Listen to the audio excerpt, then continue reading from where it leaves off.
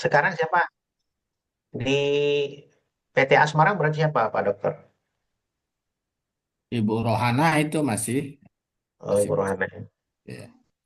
Ada wakilnya juga Dr. Jumhari. Dokter Jumhari. Iya, iya. Dapat salam dari ketua ketua beliau sekarang ketua apa wakil ketua ya, Rusman Malakpi Oh, ketua Jayapura. di Jayapura ya kan sekarang. Kebetulan satu alma mater dulu di Pondok Pesantren Darul Falah, Pak Dokter, di Nrekang, Sulawesi Selatan. Oh, gitu. Ya, itu ada beberapa yang sudah jadi hakim. Dulu pernah jadi wakil saya juga di Palu sana. Ya, beliau cerita itu. Yang Salam di ya katanya. Salam di kalau dan oh ya ya ya. dua kali Beliau jadi wakil di Jakarta Timur pernah juga. ya Jakarta Timur, Palu. Oke. Mungkin bisa dimulai Mas Iman. Oh, J. Kita Ya, mulai J, Bapak Ibu. Emang Pak belum. Zulkarnain. Ya. Bismillah, Assalamualaikum warahmatullahi wabarakatuh. Waalaikumsalam warahmatullahi wabarakatuh. Alhamdulillahi Rabbil Alamin. Assalatu wassalamu ala asrafil anbiya'i wal mursalin. Wa ala alihi wa ashabihi ajma'in. Amma ba'd. Yang terhormat Dr. Isman SHI SHMH, Ketua Program Studi Magister Hukum Ekonomi Oh, Syariah bikin asli. Universitas Muhammadiyah Surakarta. Yang terhormat Dr. Haji Zulkarnain SHMH, Ketua Pengadilan Tinggi Agama Surabaya yang pada kesempatan ini menjadi narasumber kita semua. Kemudian yang sama-sama kami hormati Bapak Ibu para peserta Zoom yang dalam keadaan sehat walafiat. Pertama-tama marilah kita panjatkan puji syukur atas kehadirat Allah Subhanahu wa taala yang telah melimpahkan berbagai rahmat dan karunia kepada kita semua, sehingga pada pagi yang cerah ini kita bisa melaksanakan salah satu kegiatan akademik yang sangat penting sekali, yakni tentang knowledge sharing and problem solving competence bersama Dr. Zulkarnain SHMH. Kemudian salawat beserta salam kita haturkan kepada baginda Nabi Muhammad SAW beserta para keluarga, sahabat, dan orang-orang yang senantiasa istiqomah di jalan beliau. Bapak Ibu sekalian, adapun susunan acara yang akan kita laksanakan pada kesempatan pagi hari ini, yang pertama adalah pembukaan, yang kedua adalah sambutan dan penyampaian narasi singkat tentang isi buku Problematika Penyelesaian Sengketa Syariah yang nanti insya Allah akan disampaikan oleh Pak Dr. Isman. Kemudian acara yang ketiga yakni tanggapan atau penyampaian materi oleh Dr. Zulkarnain. Kemudian acara selanjutnya adalah sesi tanya jawab antara peserta dan narasumber. Yang terakhir adalah penutup. Untuk mengawali acara, mari kita sama-sama membuka kegiatan kita dengan membaca basmalah. Bismillahirrahmanirrahim. Selanjutnya sambutan sekaligus penyampaian narasi singkat isi buku yang berkaitan dengan problematika penyelesaian sengketa syariah oleh Ketua Program Studi Magister Hukum Ekonomi Syariah, yakni Dr. Isman. Kepada beliau waktu dan kesempatan kami persilakan, Pak Ustadz.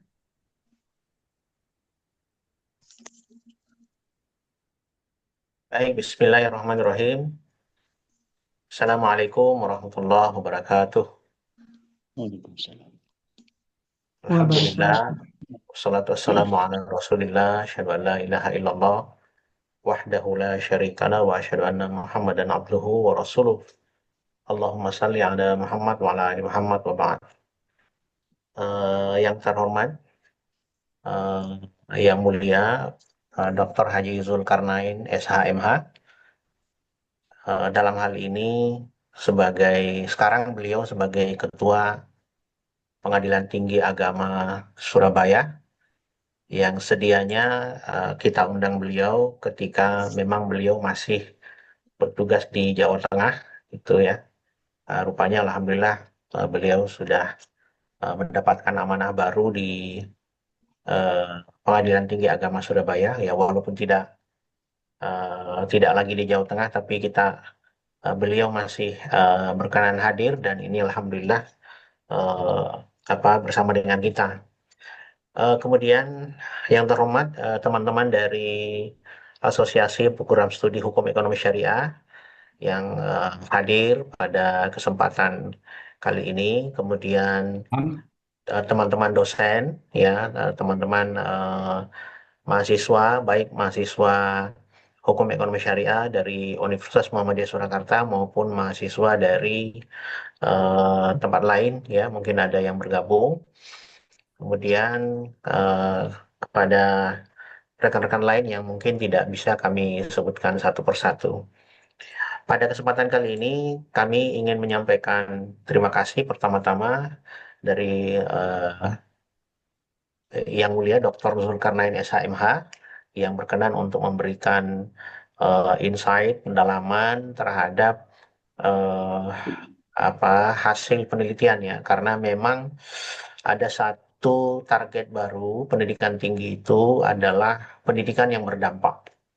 Jadi karena pendidikan berdampak, ya, jadi Kementerian Pendidikan sekarang punya satu eh, target bahwa ya pendidikan tinggi baik lulusannya itu harus memberi dampak.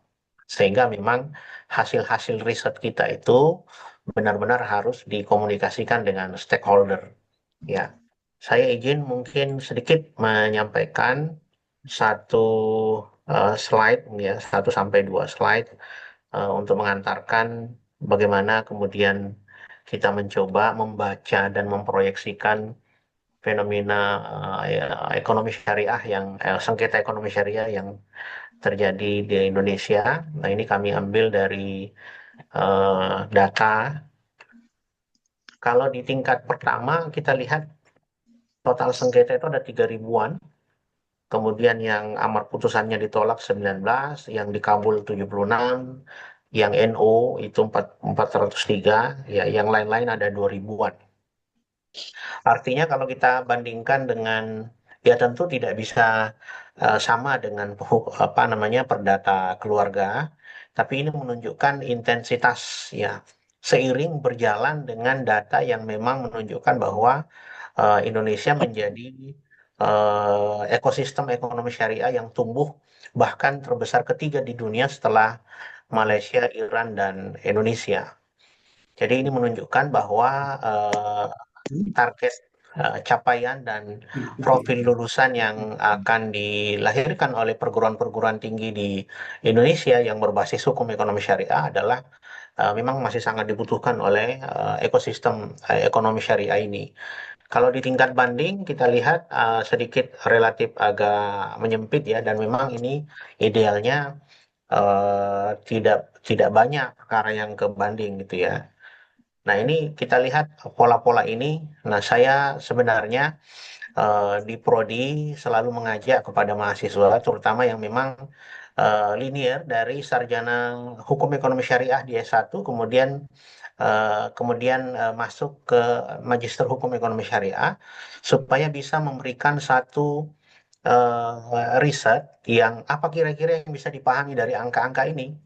Ya, nanti insya Allah yang mulia, yang terhormat Dr. Zulkarnain akan memberikan kita satu pendalaman, ya, bagaimana proses penalaran hukum di Pengadilan Tinggi Agama itu dilakukan gitu, supaya nanti kita bisa menghubungkan dari proses itu dengan apa yang bisa kita pahami dari angka-angka ini, ya, karena angka-angka ini kan bukan di dalamnya ada banyak sekali hal-hal yang belum terdokumentasikan secara akademik, sehingga ini mendorong kita untuk menjadi lulusan-lulusan yang memiliki dampak yang cukup tinggi gitu, ya.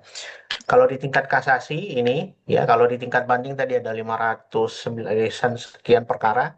Nah, di tingkat kasasi 151, yang ditolak 90, kabul 30, kemudian ditolak dengan perbaikan ada 14, yang lain-lain ada 10, ya. Jadi buku ini sebenarnya harapan kita adalah memberi dampak kepada hilir, ya. Jadi supaya semua tidak menumpuk di hilir di sini, ya maka kita berharap bahwa di bagian-bagian yang perguruan tinggi bisa lakukan ya, tentu ada riset-riset yang ada di sini dan riset-riset yang ada di sini. Itu harapan kita sebenarnya supaya riset kita itu benar-benar berdampak, kemudian profil lulusan kita itu juga benar-benar punya daya siap ya. Jadi lulusan kita kalau misalnya ingin menerbitkan pendidikan berdampak ya berarti harus mengurangi blind spot atau titik-titik buta yang seharusnya dibutuhkan oleh stakeholder, dibutuhkan oleh ekosistem ya. Misalnya di angka-angka tadi, bagaimana kita misalnya ya jika alumni-alumni hukum ekonomi syariah dan magister hukum ekonomi syariah itu tidak bisa Hmm. diserap semua oleh lembaga peradilan, paling tidak kan ada yang konsultan. Konsultan yang artinya di dalamnya ada antisipasi resiko. Nah, ini yang belum banyak mungkin dicoba dilakukan sehingga kami di Prodi itu berharap dengan keberanian kita ya untuk mengkomunikasikan dengan stakeholder dan kami sangat berterima kasih kepada Dr. Zulkarnain yang berkenan untuk memberikan insight nanti ya. Jadi bagaimana seharusnya pendidikan tinggi merespon kebutuhan stakeholder, saya kira itu inti yang akan dijawab oleh diskusi kita pada hari ini. Saya kira tidak banyak yang bisa kami sampaikan. Ini kalau boleh dibilang mimpi ya, mimpi dari pendidikan tinggi itu adalah kita punya Badan Legislasi Syariah sendiri, kita punya OJK Syariah, kita punya Bank Sentral Syariah, yang sebenarnya embrionya kan bisa dari Knex, ya, ya Perpres 28 tahun 2020. Kemudian kita punya hukum acara perdata sendiri, kita punya hukum perdata syariah sendiri yang benar-benar pure menggambarkan bagaimana kebutuhan real dari ini. Kemarin kami mencoba menggali dari Malaysia dan memang di sana sudah terkoneksi dengan baik. Mereka terkoneksi dengan industri, mereka terkoneksi dengan lembaga peradilan, bahkan mereka terkoneksi dengan industri teknologi AI atau developer AI. Jadi bagaimana mereka melatih Bagaimana? apa namanya dewan apa DPS ya Dewan Pertimbangan Syariah di bank-bank Islam di sana untuk melatih bagaimana belajar melakukan audit Ya. terhadap algoritma AI. Jadi algoritma AI ini sudah digunakan sebagai dasar pembuatan kontrak di teknologi blockchain dan teknologi-teknologi yang berkaitan dengan industri keuangan syariah. Saya berharap mahasiswa yang hadir hari ini benar-benar mendengarkan dengan baik, kemudian bisa mendapatkan pendalaman dari Yang Mulia, yang terhormat Dr. Zulkarnain SHMH. Ini di tengah-tengah kesibukan beliau, beliau mau hadir dengan kita dan mari kita dengarkan informasi dari beliau, pendalaman dari beliau. Terima kasih. Assalamualaikum warahmatullahi wabarakatuh. Nah, Waalaikumsalam warahmatullahi wabarakatuh. Matur suwun Ustaz Isman telah menyampaikan terkait dengan ringkasan singkat buku yang berjudul Problematika Penyelesaian Sengketa Syariah dan insya Allah nanti akan ditanggapi oleh Dr. Haji Zulkarnain SHMH. Bapak Ibu sekalian, kita melanjut ke acara yang ketiga yakni tanggapan atau penyampaian materi oleh Yang Mulia Dr. Zulkarnain SHMH. Kepada beliau waktu dan kesempatan kami persilakan. Monggo Ustaz. Assalamualaikum warahmatullahi wabarakatuh. Waalaikumsalam Waalaikumsalam. warahmatullahi wabarakatuh.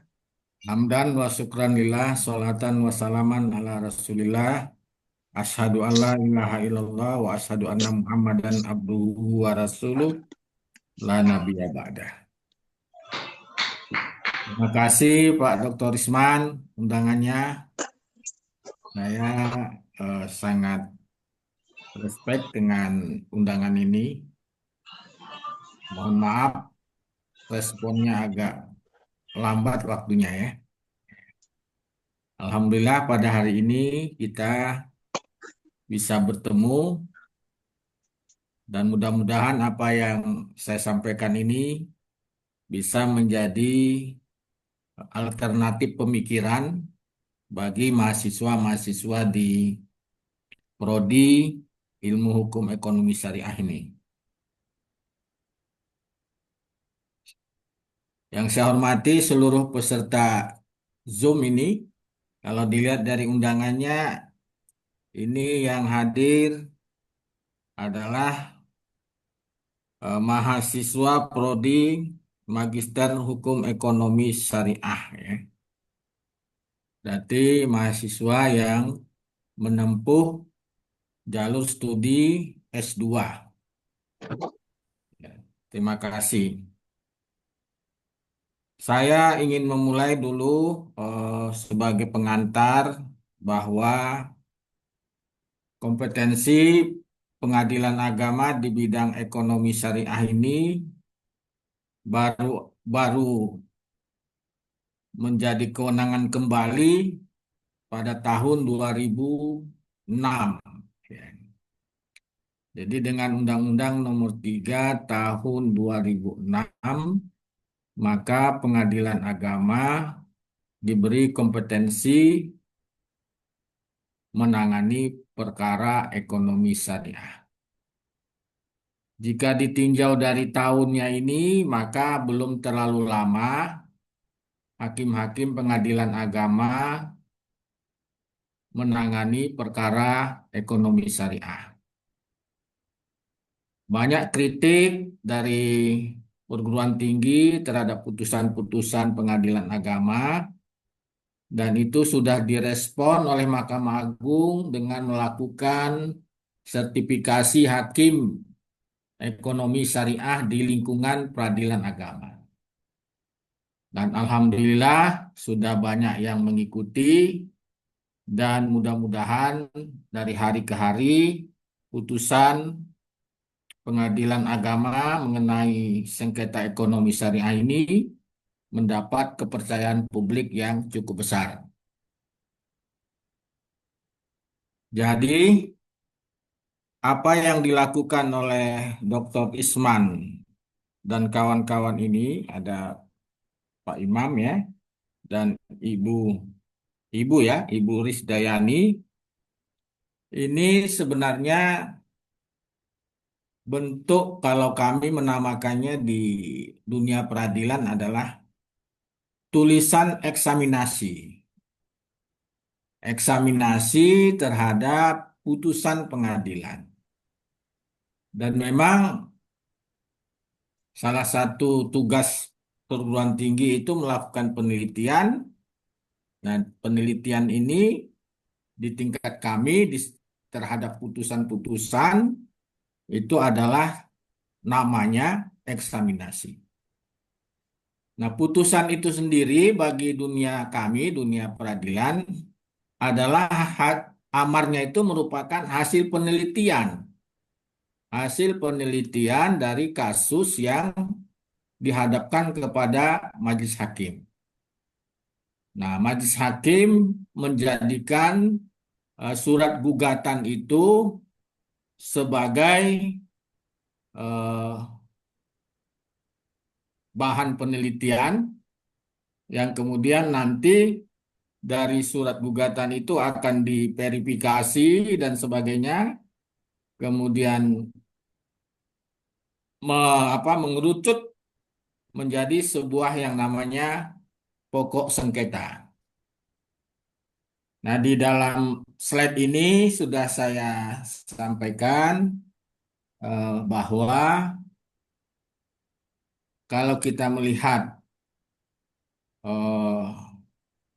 masalah itu menjadi sebuah pokok sengketa, dia atau pokok perkara, dia itu melalui dinamika yang saya sebut mula-mula menjadi konflik, ya. Mula-mula berawal dari konflik, kemudian menjadi sengketa. Kalau konflik ini bisa saja tidak jadi sengketa. Kalau dia menerima konflik itu dengan lapang dada, tidak mempersoalkannya, artinya pihak lain belum belum apa belum belum kena respon ya dari konflik ini. Tapi kalau pihak lain sudah merasa kena dari konflik ini, artinya konflik yang dialami oleh seseorang itu sudah sudah keluar dari dirinya sehingga mengena kepada orang lain, maka dia sudah kita sebut dengan sengketa. Nah, sengketa ini bisa diselesaikan dengan dua jalur, ada jalur litigasi dan non-litigasi. Nah, mengenai perbedaan konflik dengan sengketa ini lebih mudah kalau kita membedakannya melalui literatur Inggris ya. Kalau konflik ya konflik, kalau sengketa ya dispute ya. Jadi kalau sengketa ini bisa dua jalur diselesaikan, nanti dia melalui jalur ADR atau Alternative Dispute Resolution, itu non litigasi. Yang kedua melalui jalur pengadilan atau litigasi. Nah, ketika dia sudah masuk ke pengadilan, maka dia didaftar menjadi sebuah perkara. Nah, sebuah perkara dengan nomor perkara, dan sini agak menarik, saya melihat ada variasi penomoran perkara di pengadilan di dalam tulisan ini. Bahkan ada yang tidak lengkap penomorannya. Nah, biasanya nomor itu di tingkat pertama dan tingkat banding dimulai dari nomor perkara, kemudian lingkungan peradilan, jenis perkaranya, PDT titik G, kemudian baru tahunnya, kemudian yang terakhir adalah lembaga pengadilannya. Nah, ini nanti mungkin Pak Isman apa salah kutip atau bagaimana? Ya, betul. Penomoran Ya, ini nanti perlu diverifikasi atau memang nomornya seperti itu. Kalau memang nomornya seperti itu, ini menjadi bahan bagi kami di dalam untuk diskusi atau penyatuan nomor. Padahal nomor itu sebenarnya sudah baku ya ditetapkan oleh Mahkamah Agung. Nah, nanti kalau perkara ini sudah mengalami jawab menjawab, ya sudah ada jawaban, replik, duplik, kemudian yang berkaitan dengan petitum atau tuntutan itulah yang disebut pokok perkara. Jadi pengadilan tidak akan eh, tidak akan melihat perkara itu dalam arti keseluruhan, tapi hanya yang berkaitan dengan tuntutan dari penggugat.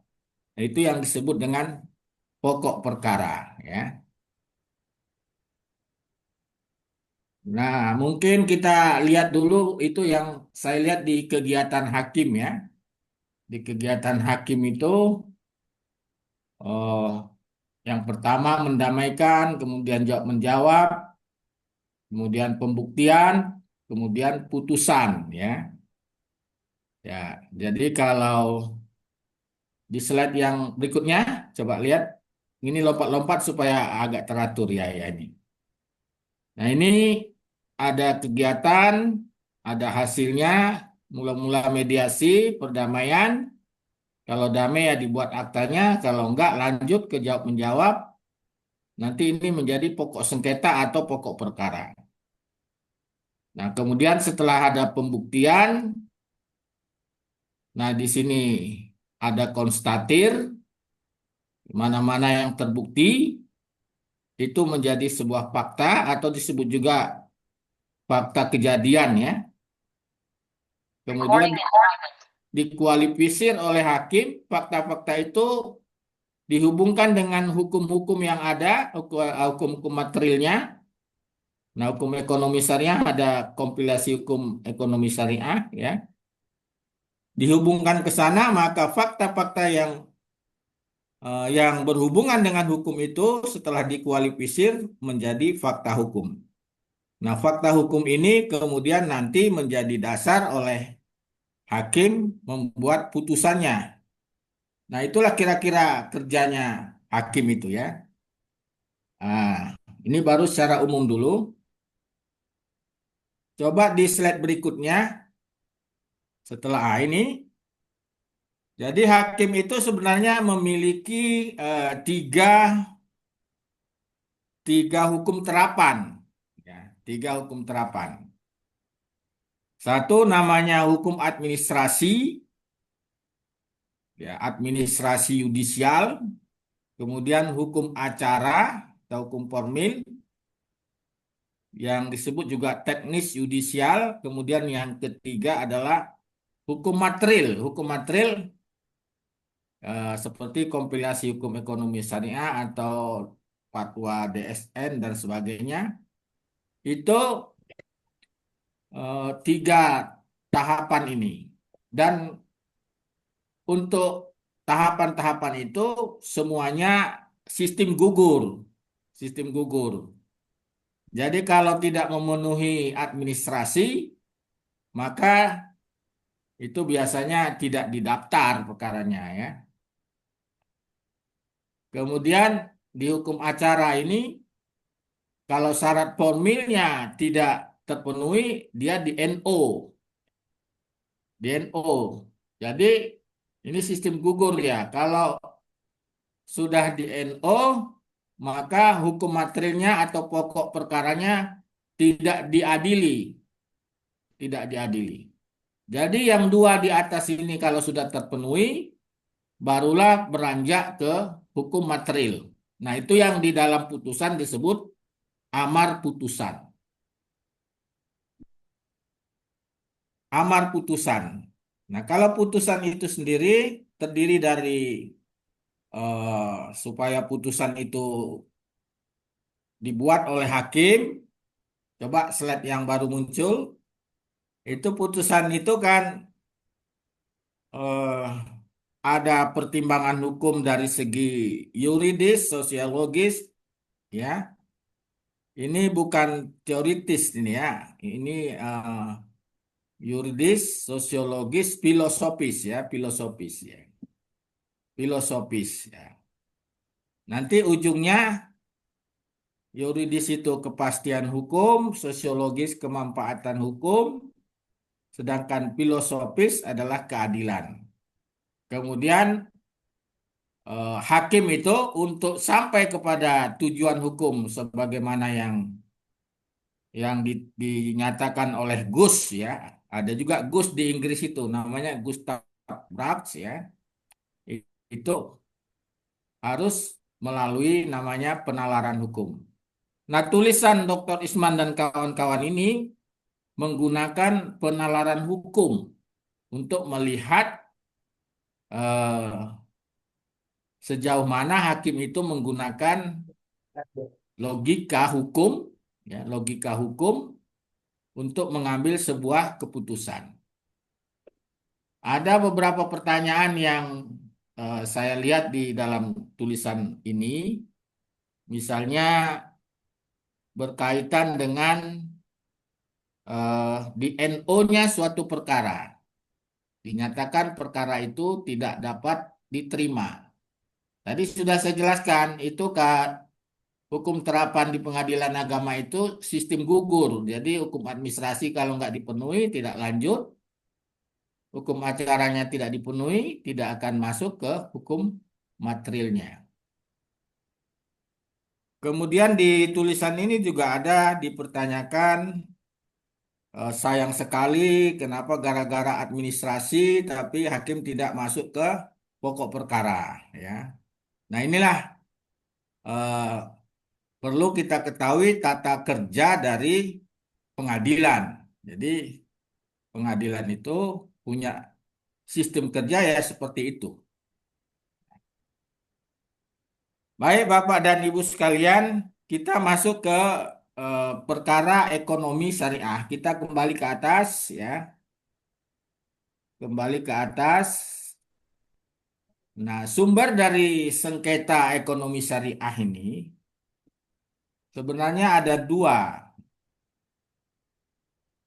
yaitu perbuatan melanggar hukum. Yang disebut perbuatan melanggar hukum dalam hal ini adalah undang-undang yang berlaku untuk semua orang. Yang kedua, perbuatan citra janji atau wan prestasi. Nah, janji itu merupakan undang-undang juga kedudukannya bagi kedua belah pihak atau kita kenal dengan azas fakta sunt serpanda. Di dalam perkara ekonomi syariah, kalau yang perbuatan melanggar hukum itu biasanya diajukan oleh nasabah. Biasanya dia menyatakan institusi yang biasanya berhubungan dengan kredit ya, ya debiturnya itu melanggar hukum misalnya. Tapi kalau perbuatan cedera janji itu biasanya diajukan oleh lembaga keuangan, ya, karena walaupun sama-sama membuat perjanjian. Nah, Mahkamah Agung menyatakan bahwa kedua sumber hukum ini harus diseplit, tidak bisa digabung antara perbuatan melanggar hukum dengan perbuatan cedera janji. Di dalam tulisan ini banyak yang umumnya berhubungan dengan perkara wan prestasi. Wan prestasi pihak nasabah ya itu melakukan suatu perbuatan yang ingkar janji, ya, tidak memenuhi apa-apa yang ada di dalam akad, ya, akad.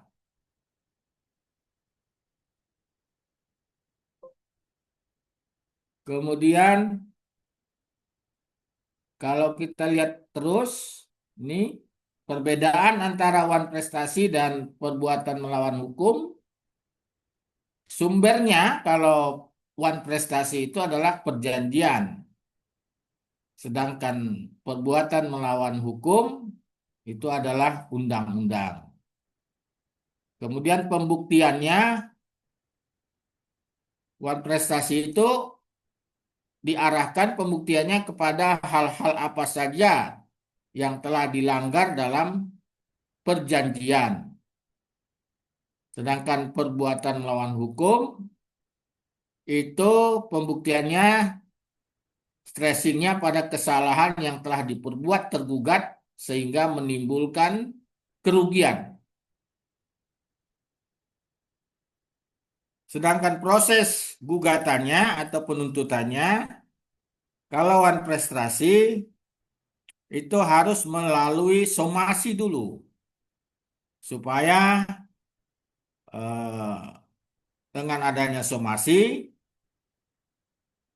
barulah setelah somasinya tidak dipenuhi, tidak diindahkan, harus ditetapkan dulu debitur itu lalai.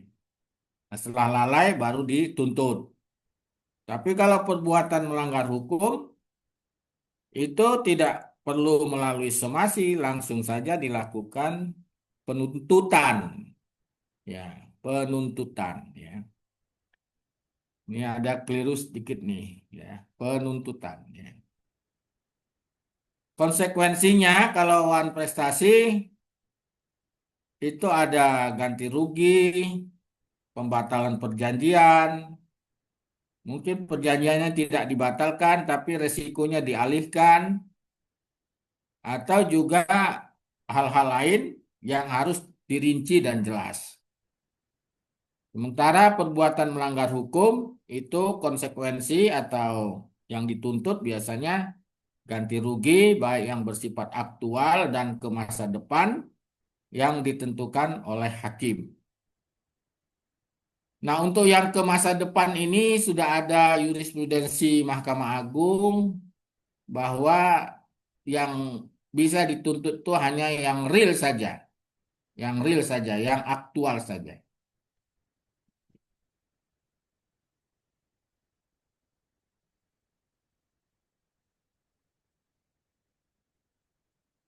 Baik, kita lanjut kepada putusan. di sini ada beberapa putusan yang diangkat oleh Dr. Isman beserta kawan-kawan. Ada putusan tingkat pertama, ada putusan tingkat banding, dan ada putusan Guru-guru tingkat sekarang tuh kasasi. kayak guru-guru. Pengadilan tingkat pertama dengan pengadilan tingkat banding itu adalah pengadilan fakta. Jadi dia eh, stressingnya itu bagaimana supaya ditemukan fakta yang sebenarnya. Karena dua-dua biasanya menyampaikan fakta menurut masing-masing. Fakta menurut penggugat begini, fakta menurut tergugat begini. Terus diverifikasi dengan alat bukti, ketemu fakta kejadian. Saya sering menyebut juga fakta kejadian ini fakta hakim. Kalau fakta itu ada 3, fakta dari penggugat, fakta dari tergugat, kemudian fakta yang ditemukan hakim, fakta hakim. Fakta kejadian yang diungkap oleh penggugat kita sebut fakta penggugat, fakta yang diungkap oleh tergugat kita sebut fakta tergugat, kemudian hasil dari pembuktian ini disebut fakta kejadian. Ya, tapi kalau mau kita spesifikasi juga bisa kita sebut fakta hakim. Jadi ada fakta hakim, ada fakta hukum. Fakta hakim itu adalah fakta yang ditemukan oleh hakim, ya. Fakta hakim ini kalau di literatur disebut juga dengan fakta kejadian saja gitu ya. Yaitu berupa perbuatan hukum ataupun peristiwa hukum. Nah, di tingkat pertama ya, tadi sudah kita sampaikan hukum terapan di pengadilan agama itu di dalam tulisan ini ada satu perkara yang berkaitan dengan perlawanan eksekusi ya dan sebagainya. Ada berhubungan dengan eh, cedera janji ya, tapi belum ketemu ada yang berhubungan dengan perbuatan melawan hukum. Mungkin nanti bisa Pak Isman untuk men-share ya, karena saya tidak begitu mendalami apa yang di perkara-perkara secara tersendiri di sini ya. Misalnya di sini ada perkara eh, ekonomi syariah, ada 4 perkara ini saya lihat ya. Ada perkara dari pengadilan agama yang pertama ini ya. Kita lihat nih, bagus penelitiannya ini. Bengkulu. Ini perkara tingkat pertama dari Bengkulu ini.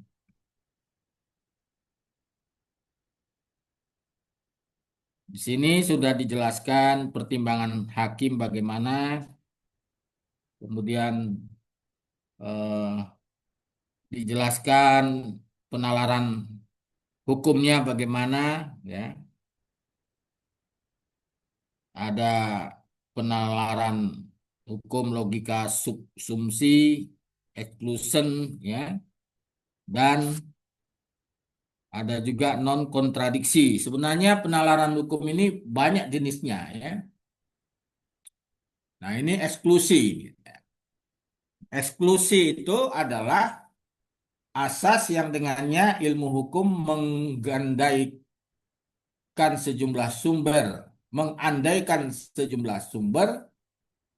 tertentu bagi sistem yang dengan itu mengidentifikasikan sistem hukum tersebut.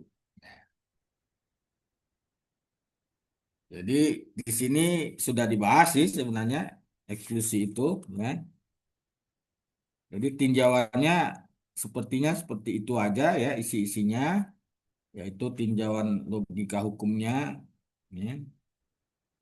Menerapkan hukum ke dalam fakta hukum ya, atau yang tadi kerjanya hakim itu eh, kan ada tiga, konstatir, kualifisir, konstituir. Jadi berarti logika subsumsi ini berhubungan dengan kualifisir ya, kualifisir ya.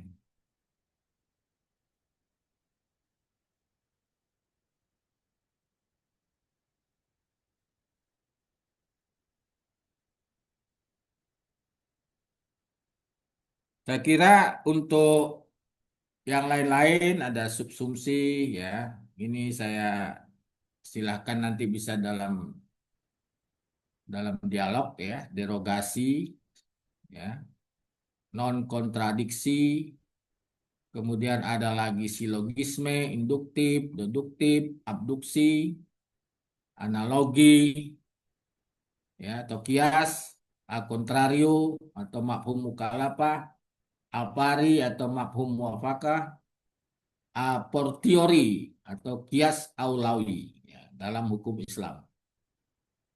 Nah, rumus silogisme ya ini jika A sama dengan B dan B sama dengan C, maka A sama dengan C.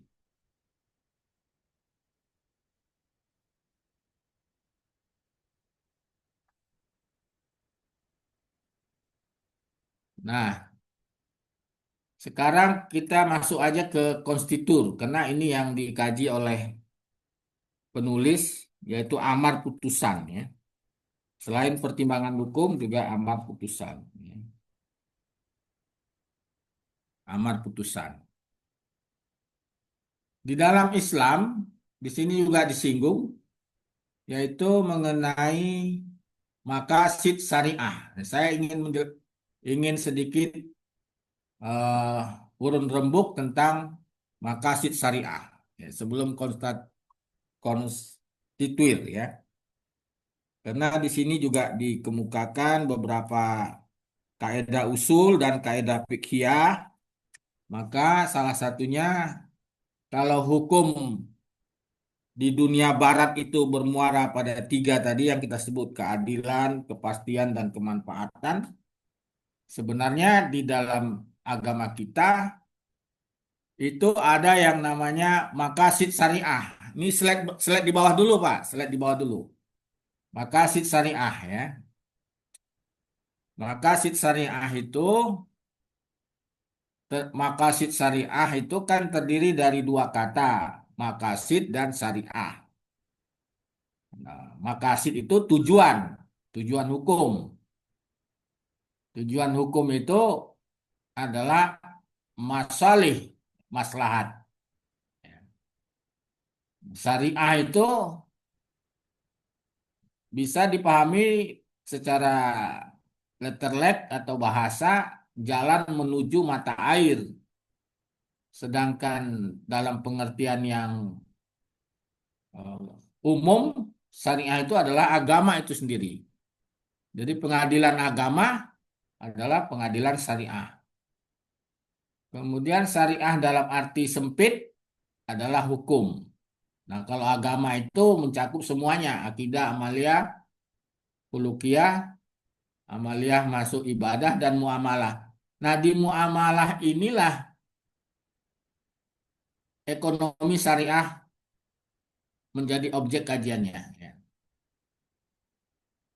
Nah, maqasid syariah ini berkembang, ya maknanya dalam dalam ilmu usul mula-mula bermakna al-ismah. Ya, al-ismah itu penjagaan dalam arti defensif, ya defensif.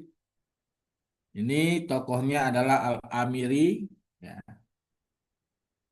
Defensif dia sifatnya itu banyak yang sifatnya memagari lah, memagari ya. Kemudian maqasid syariah itu berkembang lagi maknanya menjadi perlindungan, al-hifz. Nah, ini terminologi yang sekarang tren nih, perlindungan Al-Ghazali tokohnya. Tapi ada lagi sekarang berkembang perlindungan itu cakupannya lebih luas. Kalau Al-Ghazali itu ada hanya Ibnuddin, ada 5 itu. Tapi kalau Ibnu Ashur itu semua, termasuk HAM, perlindungan janin dan sebagainya, dia perluas. Nah, ini soal teori ya, teori. Jadi maqasid syariah itu secara sempit artinya adalah maslahat mursalah, yang disebut juga maslahat mutlaqoh, yaitu istislah. Nah, cara kerjanya istislah. Kemudian maqasid syariah itu ada yang disebut dengan maslahat khamsah atau kuliyatul khams. Itulah yang hibjuddin, an-nafas, an-nasal, al-aqd, al-mal. Ya. Sedangkan maslahat kuliah adalah masalih. Masalih dalam semua tinjauannya. Nah ini bagi hakim peradilan agama selalu ke sini arahnya. Nah, kalau di pembedaan-pembedaannya itu, masalah itu bila dilihat dari segi nas itu ada muktabaroh, ya ada nasnya. Mursalah tidak ada nasnya, ya. Ya. Tapi ada mulghah itu sama sekali tidak ada nasnya, ya. Jadi muktabaroh itu ada yang mursalah, ada yang mulghah. Jadi ada 3. Muktabarah itu ada nasnya, ya. Mulghah tidak ada nasnya, mursalah itu tidak juga ada nasnya, tapi eh, ada ruhnya lah ya, ada ruhnya istilahnya, ruh maslahatnya. Kemudian maslahat itu ada ruang lingkupnya ammah dan khassah. Sedangkan dari segi kebutuhan ini mengikuti teori Abraham Maslow, daruriyah, hadiah, dan tahsiniyah. Primer, sekunder, dan tertier. Kemudian dari segi kegunaan, ya, ada qat'iyah, zaniyah, dan wahmiyah.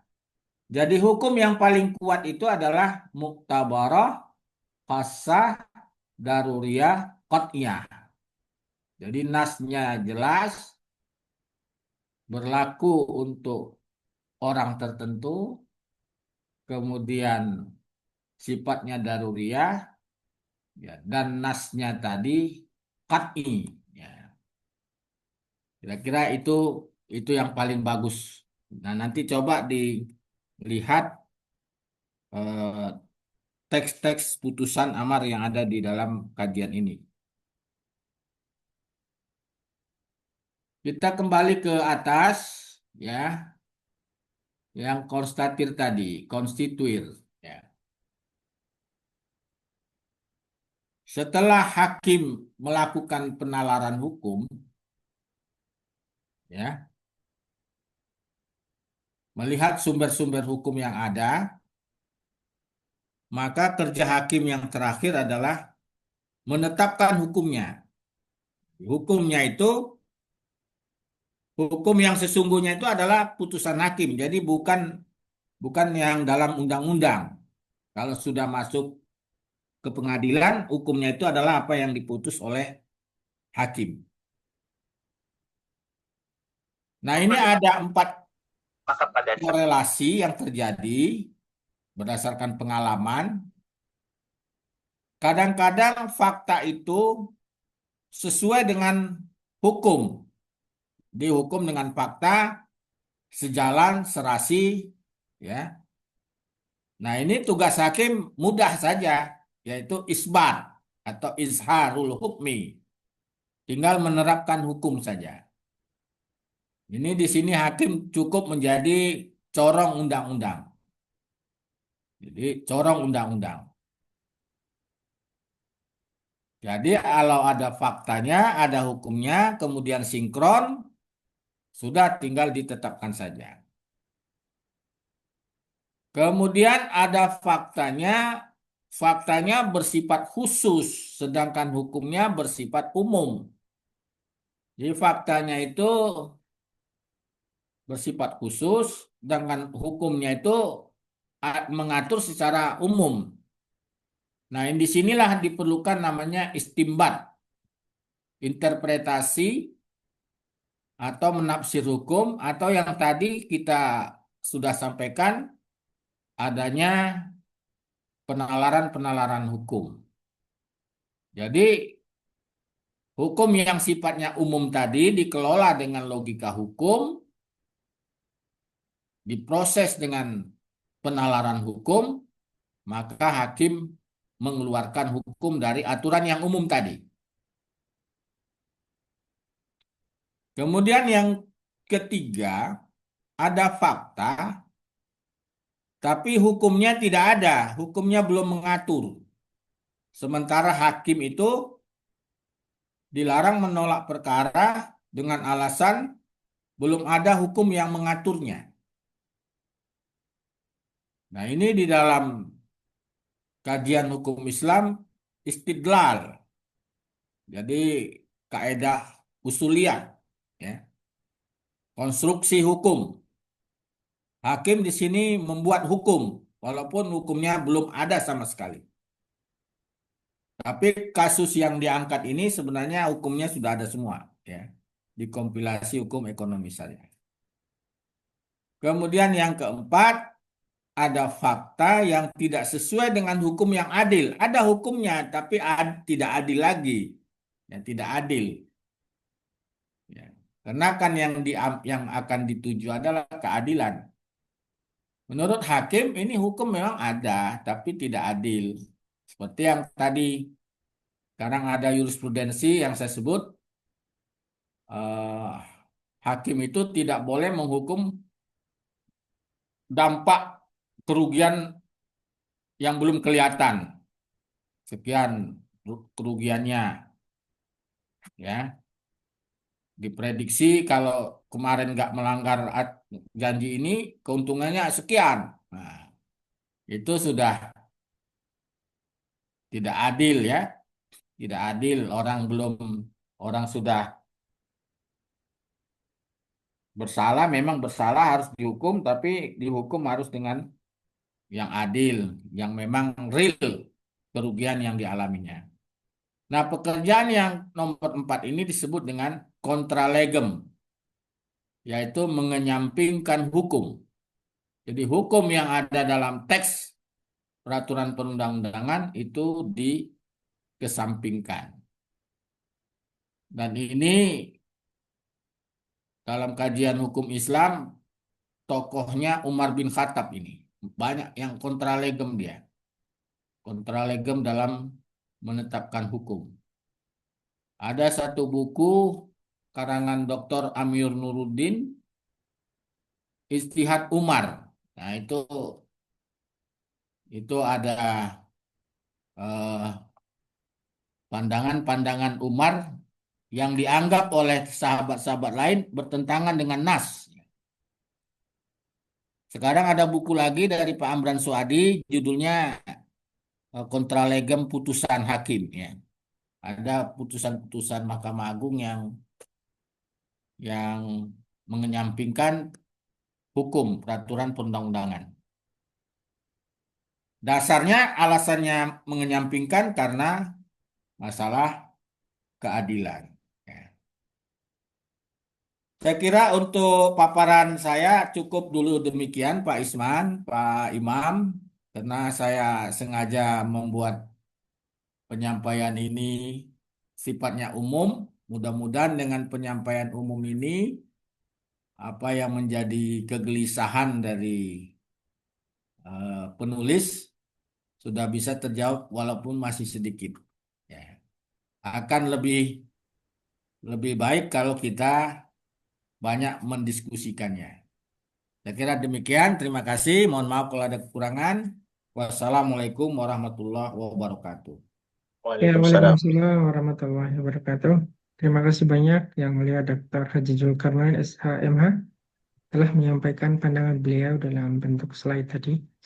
Bapak Ibu sekalian, karena masing-masing narasumber sudah menyampaikan materinya, selanjutnya kami akan memberikan kesempatan kepada Bapak Ibu untuk bertanya. Sesi pertama dibuka 3 penanya. Monggo Bapak Ibu sekalian. Ini ternyata di kolom chat sudah ada pertanyaan ini. Saya izin membacakannya, Nji. Bapak. Ya, ya, Ini silakan. perkenalkan, nama saya Sofyan dari kampus UIN Sultanah Nasariyah Loksemawe. Izin bertanya Bapak.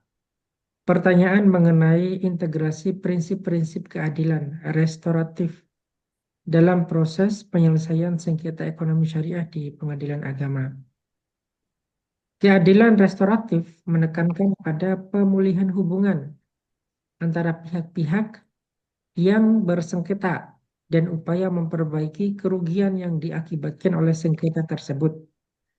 Saya tertarik untuk mengetahui sejauh mana pengadilan agama menerapkan prinsip ini dalam praktiknya, serta tantangan apa yang dihadapi dalam mengintegrasikannya.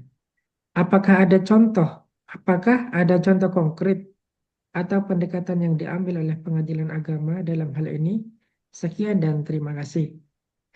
Monggo bisa dari Ustadz, ini dari Yang Mulia Dr. Zulkarnain dulu terkait dengan pertanyaan ini Yang Mulia. Jadi keadilan restoratif justice itu di pengadilan itu dimaksimalkan dalam kegiatan mediasi. Iya, iya, Jadi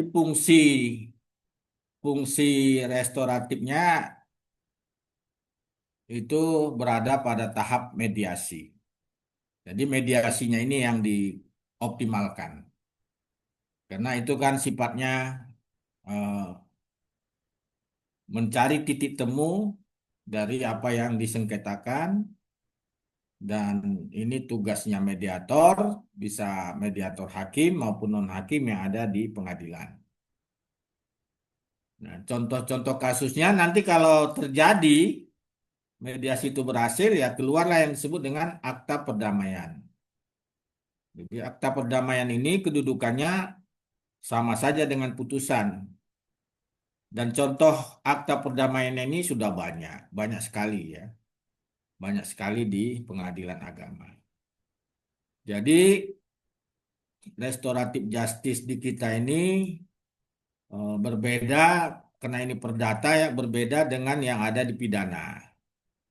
Di pidana memang sistemnya juga sama, bagaimana memediasi korban dengan yang melanggar hukum, ya, dicarikan hal-hal yang sifatnya diterima oleh kedua belah pihak. Jadi begitu kalau di tahapan persidangan kita itu dimaksimalkan di mediasi. Semakin berkualitas mediasinya, semakin berkualitaslah penerapan eh, pola apa tadi, restoratif justice-nya. Ya. Begitu, jawaban singkatnya dulu begitu.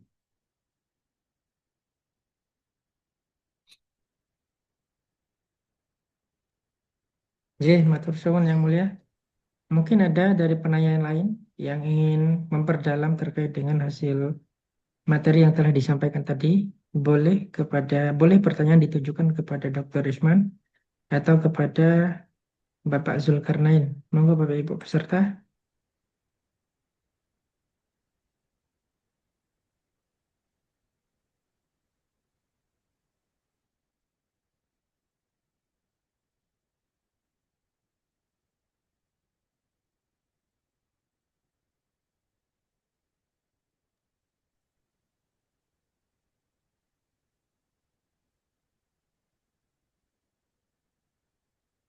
ada itu Ini Mas, ada dari silakan. satu lagi dari kolom chat. Ada Saya itu izin dari bacakan. teman dari Pusdesi ada ini ya. Oh, ini pertanyaan yang selanjutnya ini dari Yang Pak raise hand, yang Bramantio. raise hand. Oh, yang raise hand. Raise- Ji. Yang raise hand itu ada. Ini dari, oh iya ini ada kelihatan. Dari Bapak Basaria, monggo Pak langsung disampaikan pertanyaannya kepada Baik, kedua narasumber kita. saya Ibu. Oh, Ibu, Ibu. Oh iya Bu. Ya, baik. Makasih Bapak Moderator. Saya ingin bertanya, saya dari IAIN Ternate ya. Ingin tanya tentang one prestasi Pak Dokter. Bagaimana kalau seseorang menyalahi perjanjian tapi tidak ada tertulis begitu, itu bisa diajukan nggak itu ke melalui sengketa apa syariah begitu Pak Dokter. Jadi melakukan perjanjian tapi tidak tertulis. Nah, kemudian dia menyalahi janjinya. Itu bagaimana ya? Kemudian yang kedua tadi contoh-contoh ada 4 tadi fakta apa tadi ada 4 ya. Jadi kan hakim itu kan pada dasarnya tidak boleh menolak kasus ya begitu. Jadi itu contohnya bagaimana itu Pak Dokter? Tadi ada 4 kalau nggak salah, cuma nggak sempat catat. Ya ini ada 4. Jadi fakta ini kan ada fakta bersifat khusus, ada fakta tidak ada hukuman, fakta tidak sesuai dengan hukuman. Nah, ini mungkin yang menarik, fakta tidak sesuai dengan hukum yang berkeadilan. Mungkin itu yang menarik Pak Dokter, mungkin bisa dijelaskan lebih rinci lagi. Itu saja. Terima kasih. Assalamualaikum warahmatullahi wabarakatuh. Waalaikumsalam warahmatullahi wabarakatuh. Ya.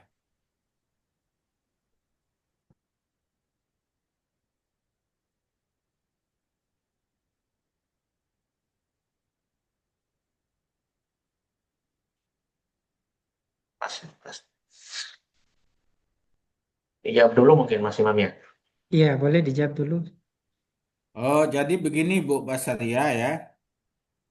Perjanjian tidak tertulis itu tidak ada masalah, dimuat saja dalam gugatannya tidak tertulis. Tapi nanti dampaknya harus ada saksi yang yang mengetahui, ya, yang mengetahui, ya. Jadi nanti dia akan bertumpu pada saksi. Kalau saksinya nggak ada, ya berarti dianggap tidak ada. Ya, saksinya, tapi kalau saksinya meyakinkan sesuai dengan formalitas kesaksian, ya hakim akan menerima walaupun itu perjanjiannya tidak tertulis, ya. Sama aja dulu orang nikah nggak ada akta nikahnya. Nah, itu kan ada perkara isbat nikah, ya. Nikahnya diisbatkan, perjanjiannya yang dulu akadnya disahkan di pengadilan. Jadi nanti pengadilan akan melihat apakah perjanjian tertulis ini real ada atau tidak berdasarkan bukti-bukti eh, saksi. Ya. Kalau di pengadilan tidak ada persoalan mau tertulis mau tidak asal bisa dibuktikan, ya, buktikan nantinya. Demikian Ibu Basaria mengenai perjanjian tidak tertulis. Mengenai eh, klarifikasi atau klasifikasi itu mungkin bagus Pak Isman tuh mengaitkan dengan putusan putusan yang ada itu sudah masuk di mana dia, ya, ada 4, Ya, ya, ada putusan kasasi, putusan banding. banding dan putusan tingkat Ya, pertama. ya, Nanti bisa dianalisis dengan keempat kategori ini.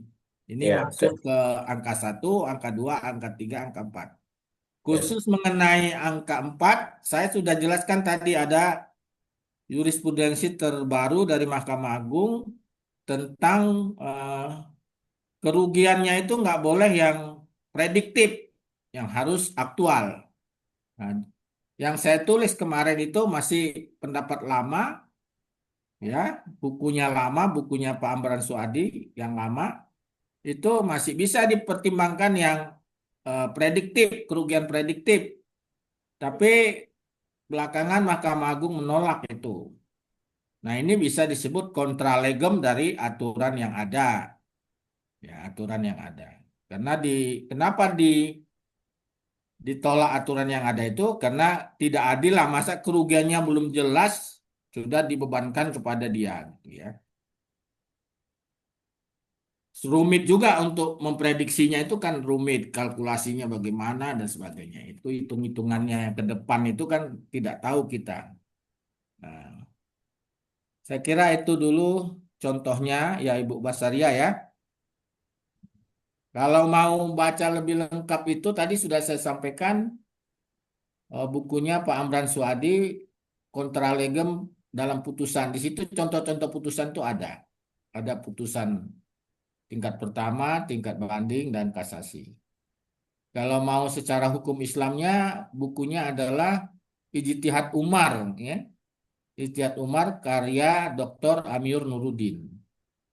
Nanti bisa di googling saja. Mungkin sekarang e-booknya juga udah ada ya. Dosen saya itu Pak Dokter, Pak Amiruddin. Ibu di Medan dulu. Dulu S1 saya di Medan. Tahun berapa? Saya kan di Medan juga. Oh iya, saya S1 87 sampai 92 di Medan. Nah, bisa-bisa seangkatan kita ya. Angkatan 87 Pak Dokter. Iya, iya, iya. Sama lah angkatannya kita itu berarti. Saya 82. Iya, iya. 82, tamat 89. Termasuk mahasiswa abadi dulu tuh. Ya, Ibu Basaria, terima kasih. Iya, iya, iya Pak Dokter. Yang di kolom chat, Mas, ada pertanyaan tuh, kolom chat. Ini saya bacakan pertanyaan satu lagi, lanjut pertanyaannya dari Bapak Setwan UIN Sunan Kalijaga. Pertanyaan beliau adalah, dalam konteks hukum di Indonesia, seringkali terdapat perbedaan antara prinsip-prinsip syariah dan hukum positif yang berlaku. Saya penasaran untuk mengetahui pendekatan yang diambil oleh pengadilan agama dalam menyelesaikan konflik. Bagaimana proses pengambilan keputusan dilakukan untuk memastikan bahwa keadilan tetap terpenuhi. Terima kasih. Ya. Langsung ya. Langsung. Yang pertama stressingnya adalah hukum yang diterapkan di pengadilan agama adalah hukum Islam. Jadi kalaupun ada hukum positif dinilai bertentangan dengan hukum Islam, hukum positifnya dikesampingkan. Yang kedua, kitab-kitab fikih yang jadi rujukan oleh ulama kita, ya, istihad-istihad itu menjadi rujukan juga oleh hakim, tapi yang dipilih itu nanti ada namanya metode penyelesaian antinomi hukum atau dalam bahasa hukum Islam ta'arud al-adillah, ya. Di situ kan ada tiga penyelesaian, ya, tiga penyelesaian. Yang pertama namanya tarjih.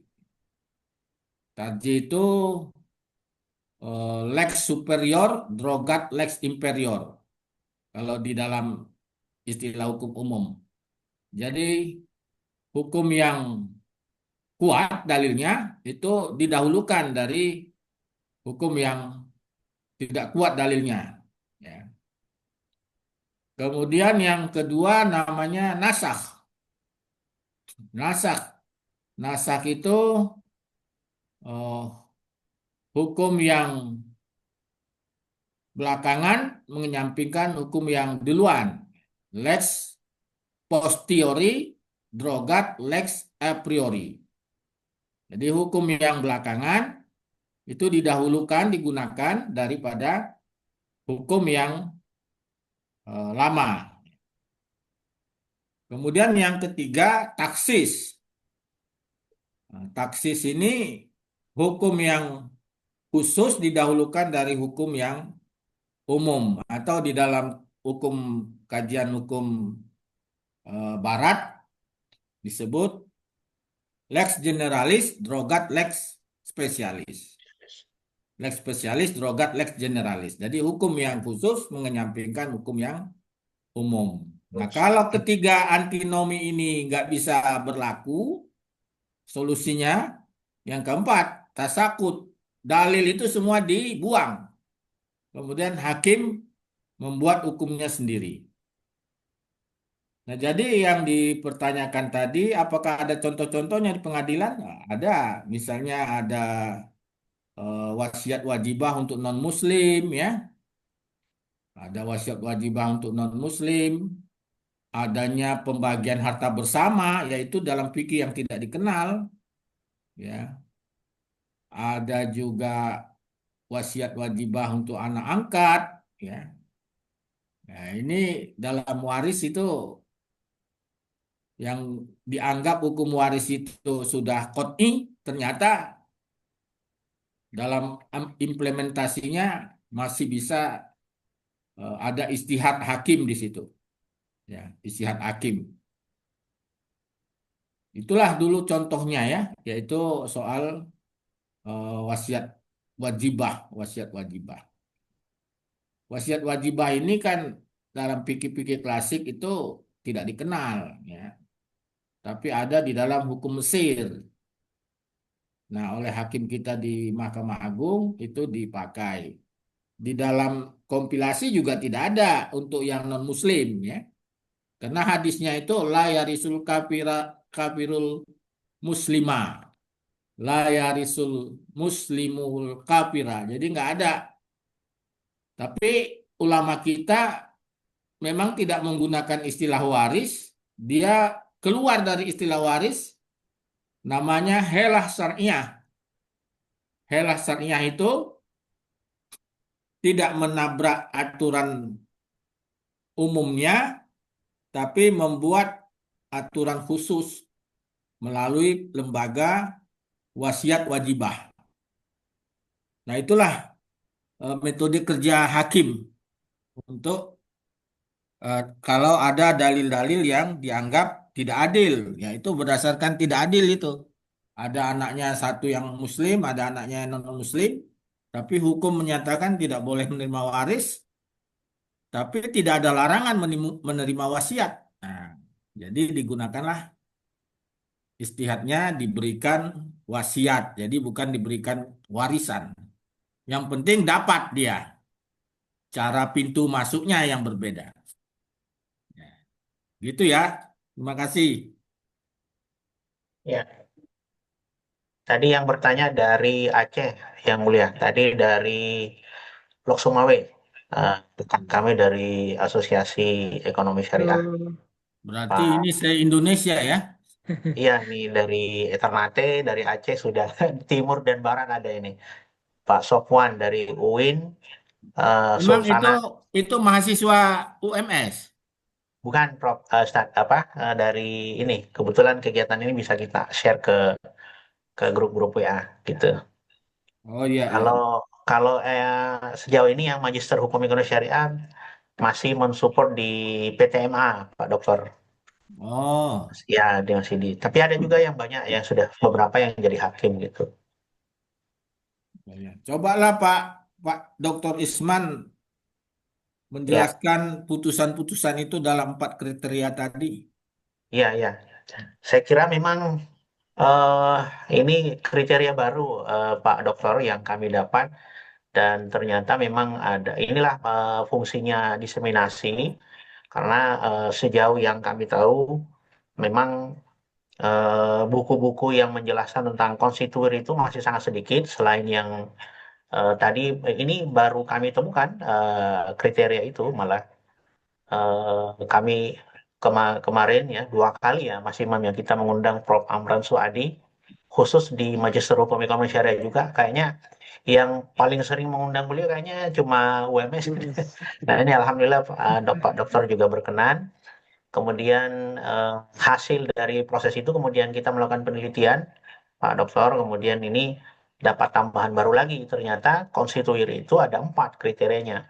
Kalau di bukunya Pak Sudikno Mertokusumo kan hanya dijelaskan umum begitu saja tanpa ini. Nah, ini ada kriteria baru yang lahir dari praktek ya, jadi takhrij takhrij dari amalia yudisial yang bisa bermanfaat bagi mahasiswa kita untuk disusun menjadi tesis gitu. Begitu Pak Dokter. Ya, terima kasih. Iya. Ini saya melanjutkan pertanyaan dari para peserta. Ini dari Bramantio, alumni. Saya Bramantio, alumni Magister Hukum Ekonomi Syariah, UMS. Pertanyaan pertama adalah, apakah kontra legem berarti kesesuaian dengan metodologi istihsan dalam usul fikih? Kemudian pertanyaan beliau masih dari Pak Bramantio. Mohon dielaborasi lebih lanjut mengenai perbedaan proses dalam administrasi yudisial dan teknis yudisial. Betulkah keduanya dapat disebut sebagai komponen dalam hukum formil? Yang mulia. Ya, jadi sekarang kan ada kemajuan ya, perkara itu melalui ekot ya, ekot ya. Pendaftaran perkara melalui ekot itu kalau kita masuk perkara ekot, jika kita nggak ikuti aturan-aturan administrasinya nggak bisa terdaftar, nggak bisa terdaftar dia. Ya. Nah, begitu juga misalnya ada orang ingin mendaftarkan perkara bahwa si tergugatnya tidak diketahui alamatnya. Dia harus membuktikan dulu ada surat dari lurah yang menerangkan tidak ada alamatnya. Nah, baru bisa terdaftar. Kalau enggak ya suruh cari dulu enggak terdaftar. Itulah administrasi yudisial yang ekstrimnya gitu ya. Ya. Nah, di samping itu ada administrasi yudisial yang menyangkut intern di dalam, misalnya penetapan majelis hakim, pemanggilan, ya, kemudian berita acara sidang dan sebagainya, itu administrasi yudisial. Sedangkan teknis yudisial itu berhubungan dengan eh, bagaimana cara mengajukan gugatan atau bagaimana cara mengajukan hak, bagaimana cara mengajukan mempertahankan hak, dan bagaimana cara pengadilan untuk eh, mengadili suatu perkara. Jadi tiga aja fungsinya. Bagaimana cara mengajukan hak itu misalnya melalui gugatan, kemudian melalui replik kalau dijawab, kemudian kalau ada sudah diputus melalui upaya hukum dan sebagainya.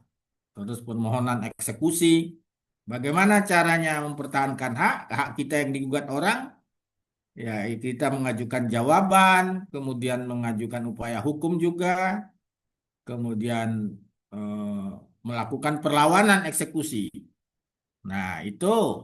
Tapi kalau bagi pengadilan, hukum acara itu fungsinya ya bagaimana eh, menjadikan kedua belah pihak ini ya dengan ajas-ajas yang ada, bagaimana cara dia untuk mengadili perkara yang diajukan. Jadi fungsi surat gugat itu bagi penggugat adalah cara menuntut hak. Sedangkan bagi tergugat, surat gugat itu fungsinya bagaimana cara mempertahankan hak, menjawabnya. Sedangkan bagi hakim, gunanya surat gugat itu adalah dasar untuk membuat putusan. Jadi nggak boleh ada putusan di luar yang digugat. Ya, itulah namanya hukum acaranya. Jadi hukum acara itu berhubungan dengan para pihak dan berhubungan dengan pengadilan. Cara aturan mainnya. Sedangkan hukum materialnya itu adalah hukum substantif ya, hukum substantif.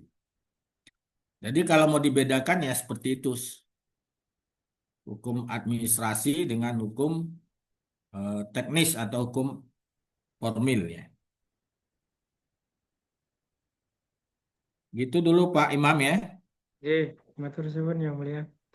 Ini pertanyaan dari mahasiswa Magister HES.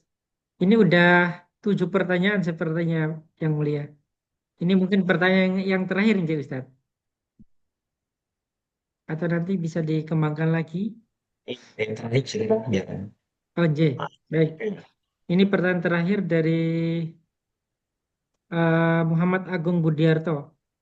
Afwan izin bertanya, apakah kodi hakim itu juga harus mempunyai kualifikasi sebagaimana seorang mujtahid seperti faham usul fikih atau kawaid dan lain-lain? Dan kalau iya, apakah juga dapat dikatakan sebagai mujtahid? Syukran Ustaz. Ya. Jadi hakim itu kalau klasifikasinya ada 3 ya. Kalau lihat hadis Nabi itu. Ada hakim yang nggak tahu hukumnya, ya, tapi dia mutus juga. Itu yang pertama.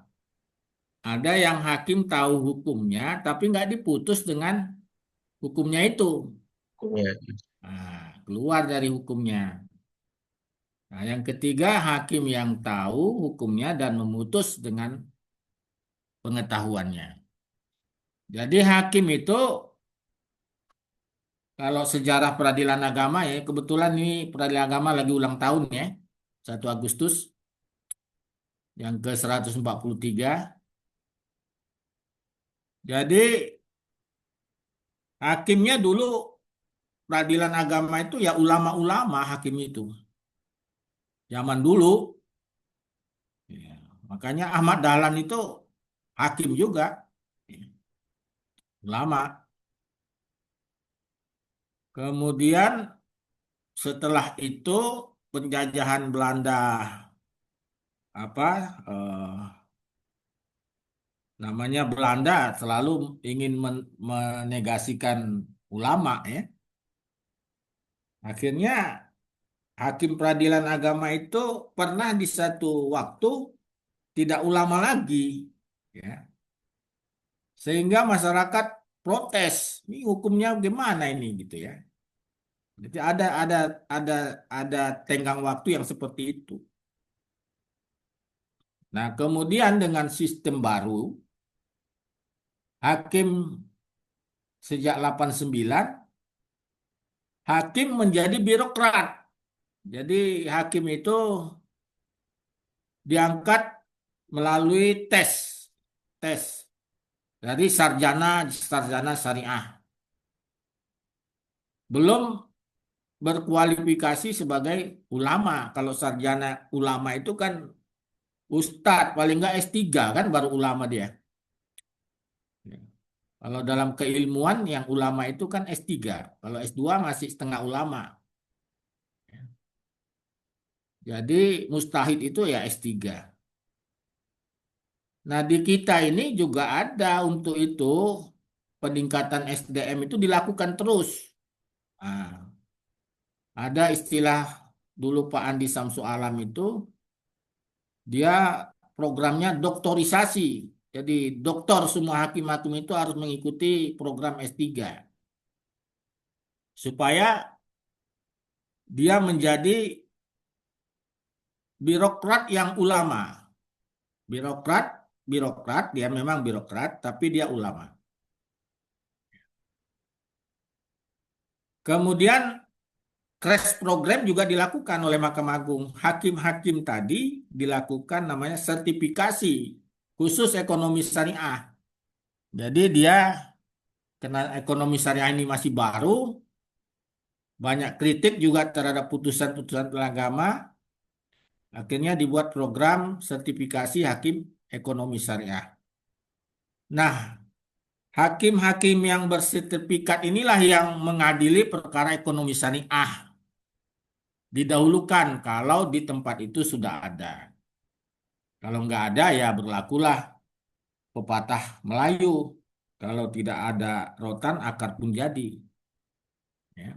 Kan nggak boleh perkara tidak diputus. Nah, jadi kalau pertanyaannya apakah hakim itu disebut mustahid? Mustahid. Ya, mustahid karena dia mengeluarkan hukum beristihad. Bahkan ada yang kontra legem tadi itu istihad juga. Ya, istihad dia. Dia istihad. Makanya di pengadilan agama itu sebelum memutus itu ada tradisi ya sholat istikharah dulu supaya jangan sampai putusannya nanti kena abolisi ya. Jadi putusan hakim ini dipertanggungjawabkan dunia akhirat. Jadi hakim peragama itu secara teori dia harus mustahid. Dia harus mustahid. Itu yang idealnya seperti itu. Kalau nanti ditemukan ada yang tidak, itu yang belum ideal. Tapi idealnya harus seperti itu. Tadi yang nanya kan nanya itu udah mustahid apa belum? Mustahid. Nah, kalau dia mustahid, kalau dia salah dapat pahala 1. Kalau dia keliru dapat pahala 1. Kalau dia benar dapat pahala 2. Jadi dia itu tidak masuk kategori 1 dan 2 dalam hadis Nabi tadi. Dia masuk yang ketiga. Dakhalal jannah, masuk surga. Itu ya jawaban sementara. J. Bapak Ibu sekalian, alhamdulillah kita sudah melewati semua proses kegiatan kita pada pagi hari ini. Tentu banyak sekali hal yang kita dapatkan, baik dari Dr. Isman selaku Ketua Program Studi, maupun dari Yang Mulia Bapak Dr. Zulkarnain SHMH. Oleh karena itu, sebelum kami tutup, mungkin ada closing statement dari Ustadz Isman dulu, kemudian dilanjutkan oleh Bapak Dr. Zulkarnain. Monggo Ustadz Isman, closing statementnya. Baik, terima kasih Mas Imam. Kepada yang terhormat Bapak Dr. Zulkarnain, kami ucapkan terima kasih atas nama Prodi MHES. Kemudian yang kedua, kami tadi mendapatkan banyak masukan, ada 5 apa 6 ya. Tapi yang 2 mungkin yang memang menjadi stressing. Yang pertama terkait dengan kesalahan dalam pencatatan, yaitu kami konfirmasi memang itu kesalahan pencatatan nomor register ya. Jadi memang masukan bagi kami di Prodi untuk berhati-hati karena memang ini produk hukum ya. Nah, kesalahan pencatatan dalam register itu akan berakibat pada validasi terhadap data. Kemudian yang kedua yang terbaru yaitu adalah 4 klasifikasi dalam konstituir yang sejauh ini di kampus ya memang masih buku babonnya itu, kitab induknya yang masih bukunya Prof. Sudikno Mertokusumo itu. Nah ini ternyata sudah ada 4 yang ditambahkan, berarti ada pengembangan dalam praktek. Nah harapan kita menunjukkan teman-teman sekalian bahwa terutama kepada mahasiswa MHES yang hadir pada hari ini bahwa memang ekosistem investasi dalam ekonomi syariah ini adalah ekosistem yang menjanjikan keberlanjutan. Di sini ada Bu Mukmin, saya kira yang sudah berhasil melakukan riset tentang fikih minoritas dan bagaimana ekonomi ribawi itu menjadi sesuatu yang sangat struktural dan sistemik, ya menimbulkan apa ya utang berutang itu menjadi beranak pinak gitu ya, walaupun utangnya itu bukan produktif tapi karena pacar adat. Ini saya kira juga temuan-temuan menarik yang menunjukkan bahwa ekonomi syariah itu kebutuhan bagi masyarakat lokal yang masih terbelenggu oleh ya bisa dibilang tradisi dan adat. Nah ini menunjukkan teman-teman bahwa ada banyak titik-titik buta yang harus kita dokumentasikan dan hari ini kita bisa mendapat pencerahan dari Yang Mulia Dr. Zulkarnain SHMH. Terakhir dari Prodi mengucapkan selamat milad kepada pengadilan agama ya, pengadilan agama Mahkamah Agung ya, Dirjen Badilak ya, Direktorat Badan Peradilan Agama Mahkamah Agung atas milad yang 100 ini. Kami tentu berharap kerjasama dan eh, apa namanya kami mungkin nanti akan berminat ya untuk mengundang Prof. Yasardin karena Prof. Amran Suhadi sudah pernah 2 kali bahkan ya Mas Imam ya kita undang ya. J. 2 kali kita undang ke kuliah umum dan beliau hadir dan alhamdulillah ya mungkin karena latar belakangnya akademisi ya jadi open minded, sama dengan Dr. Zulkarnain ini open minded, jadi siapapun yang mengundang beliau akan menyempatkan waktu dan insya Allah kita akan menyesuaikan.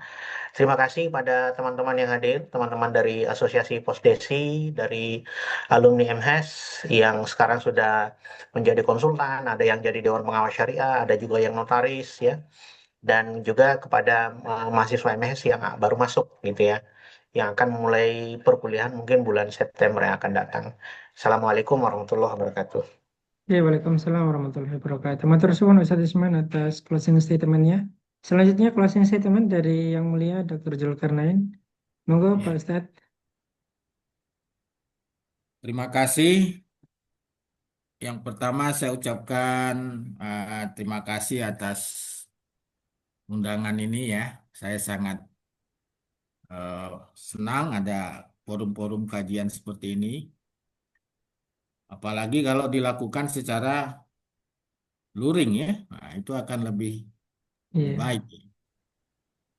Yang kedua, apa yang saya ungkapkan tadi sebenarnya sudah ada saya tulis di buku kecil, namanya Ikhtisar Hukum Acara Peradilan Agama, Hukum Acara Perdata Peradilan Agama, yang 4 klasifikasi tadi.